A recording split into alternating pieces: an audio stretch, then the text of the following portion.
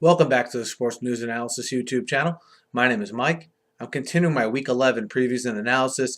This video is for the game between the Jacksonville Jaguars and the Arizona Cardinals. This game will be played down in Jacksonville. And of course, Jacksonville coming off their first win of the year last week, 29-27 against Tennessee on the road.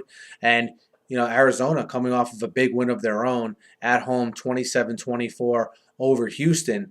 Arizona still sits at 5-4. One of those teams you don't hear much about, but they're very much in the thick of that wild card race in the NFC.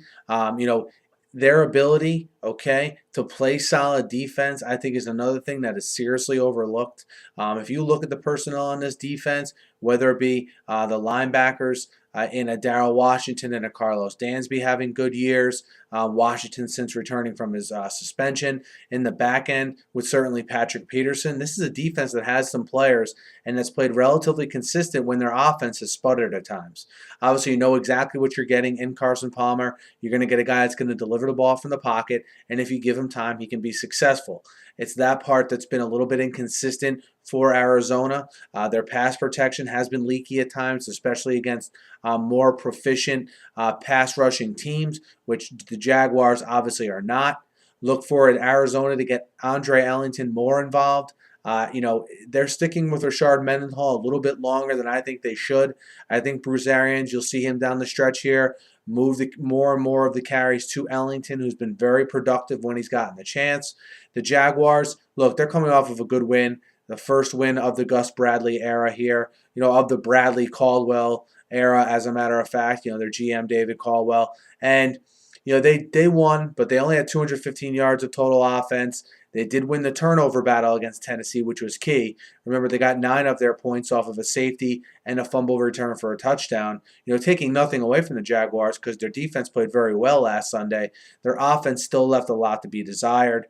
Chad Henne didn't throw a touchdown. Wasn't really efficient whatsoever.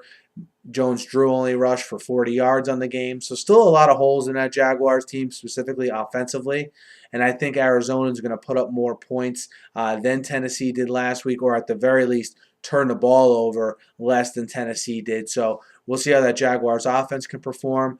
Defensively, the Jaguars let up 260 yards of passing to Ryan Fitzpatrick in a relief role. The key for the Jaguars, if they want to stay in this game, is going to be forcing turnovers, just like they did last week against Tennessee, because I don't think if they try to go, blow for blow with any offense in the league, they're going to be able to do it. They need help other ways, special teams, fumbles, interceptions, and they haven't been consistent enough to show me yet that they can hang with a team like Arizona. Yes, I know Arizona is heading east, but San Diego played at Jacksonville earlier this year and had no problem with them. And while I think Arizona's maybe a shade worse than San Diego, I still really like Arizona in this game because if they get to 6-4, now they become a legitimate wild card threat there in the NFC. And I think they realize the moment with some tough games on the horizon, and I think they get this one done. I like Arizona -6.5